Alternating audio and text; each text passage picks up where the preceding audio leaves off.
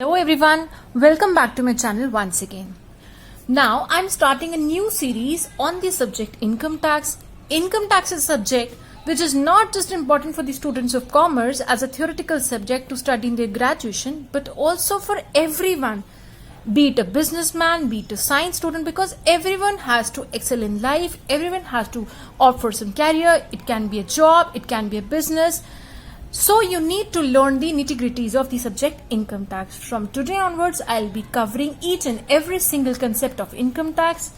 So in this current video, I am telling you about assessment year and previous year. You all know what is a calendar year. Calendar year का simple मतलब है that it starts from 1st January and it ends on 31st December. What is a financial year? Financial year simply means the year that starts on 1st April and ends on 31st March of the next year. Now, Income Tax Act 1961 also uses the term assessment during previous year. You need to know what these years are all about. ये आपको पूरे subject में हर chapter में इन word से बार बार आमना सामना करना पड़ेगा. So you need to understand what are these first. Number 1, assessment year. Assessment year means a period of 12 months commencing on 1st April every year and ending on 31st March of the next following year. This is the year in which income earned in the previous year is assessed or tax is calculated. हम एक साल income earn करते हैं और अगले साल उस पर टैक्स देते हैं.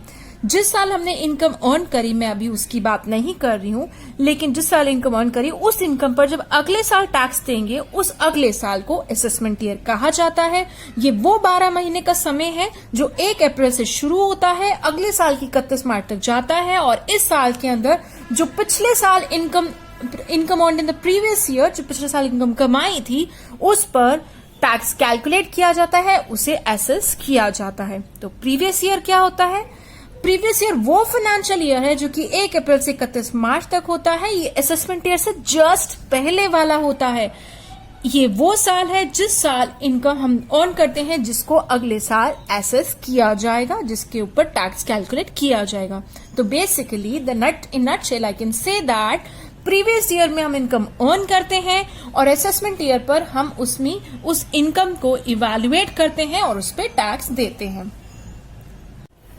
So the meaning that I explained you just now of assessment year in the previous year, according to that meaning, each financial year is both previous year as well as assessment year. Her financial year कभी previous year होता है और कभी assessment year होता है.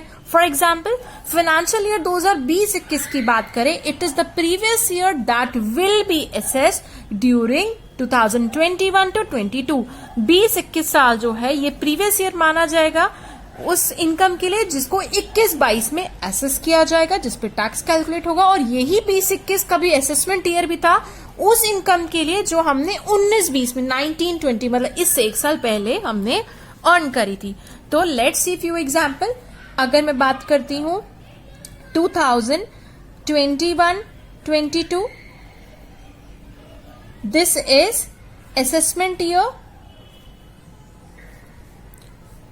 for the income earned during 1 अप्रैल 2020 से 31 मार्च 2021. ये हो गया प्रीवियस ईयर, ये है इसका असेसमेंट ईयर. इसी तरह अगर मैं बात करती हूँ 2020 to 21, ये असेसमेंट ईयर कौन सी इनकम का है? जो हमने अर्न करी थी 2019-20 प्रीवियस ईयर में अर्न करी थी. इस तरह अगर मैं बात करूं 2019-20 की, ये असेसमेंट ईयर अगर है तो ये इस साल हमने कौन सी इनकम पर टैक्स दिया होगा? जो हमने अर्न करी थी 2018-19 में, ये प्रीवियस ईयर हो जाएगा. तब अगर मैं बात करूं 2018-19 की, उस साल जो मैंने सरकार के साथ इनकम टैक्स की रिटर्न फाइल करी होगी, वो कौन सी इनकम की करी होगी? जो मैंने 2017-18 में अर्न करी, and so on. Now will see few questions, but before that you need to understand a concept that first previous year for a business or profession that is newly set up may be shorter than 1 year. एक ऐसा business या profession जो कि नया नया बना है, उसका previous year 12 महीने से 12 मंथ से छोटा टाइम पीरियड हो सकता है, 1 साल से छोटा हो सकता है, और तब उसका प्रीवियस ईयर खत्म हो जाएगा, जो भी 31 मार्च नेक्स्ट आएगी. जैसे कि मिस्टर ए को एक कंसल्टेंट की जॉब मिली है, he was appointed as a consultant on 1 August 2020. तो इनका प्रीवियस ईयर कब शुरू होगा? इनका प्रीवियस ईयर और लोगों की तरह 1 अप्रैल 2020 को नहीं शुरू होगा. इनका प्रीवियस ईयर स्टार्ट होगा 1 August 2020 and it will and on 31 March 2021. Now you will see few questions. Find the previous year for following 4 cases. Mr. A received a payment of 50,000 for acting in a movie for the first time on 11th March 2021. इसने पहली बार एक job लिया है, एक actor का job जो कि movie में मिला है, और उसको इसकी 50,000 रुपीज पेमेंट मिली है, और उसने ये जो पर्टिकुलर टाइम पीरियड है जो जॉब किया है, ये 11 मार्च से स्टार्ट किया था. तो इनके लिए प्रीवियस ईयर स्टार्ट होगा 11 मार्च 2021 से ही, और सिर्फ 20 दिन का, यू कैन से 21 डेज का इसका प्रीवियस ईयर है, जो कि 11 मार्च से शुरू होते ही उसी महीने की 21 डेज बाद, मतलब कि 21 दिन बाद, क्योंकि 10 दिन निकल चुके हैं मार्च के, तो 31 मार्च 2021 को एंड हो जाएगा. तो इसका प्रीवियस ईयर सिर्फ 21 डेज का था और लोगों का 365 डेज का. इसी तरह मिस्टर बी ने एक हाउस प्रॉपर्टी जो है वो लेट आउट करी है 5 जुलाई 2020. तो इनको जो मिस्टर बी को जो रेंटल इनकम आती है, उस रेंटल इनकम के लिए अगर मुझे प्रीवियस ईयर चेक करना हो तो मैं कौन सी डेट से करूंगी? 5 जुलाई 2020 टू अगली 31 मार्च 31 मार्च 2021. इसी तरह Mister C started a toy business on 27 February 2021.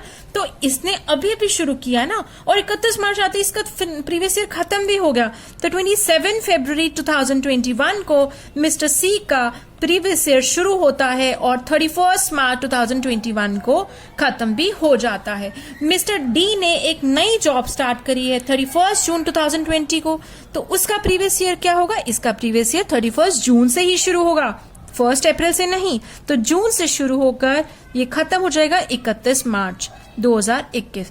तो हमने ये सीखा कि जो लोग नए नए बिजनेस या नए नए जॉब प्रोफेशन में आते हैं, नई नई इनकम उन्होंने अर्न करी, तो उनका प्रीवियस ईयर 12 मंथ से छोटा हो भी सकता है, नहीं होगा अगर उनकी अपॉइंटमेंट 1 अप्रैल को ही हुई थी. So that's it for this video. I hope you understood everything. In case you have any queries, please put your query in the comment box below. Thank you.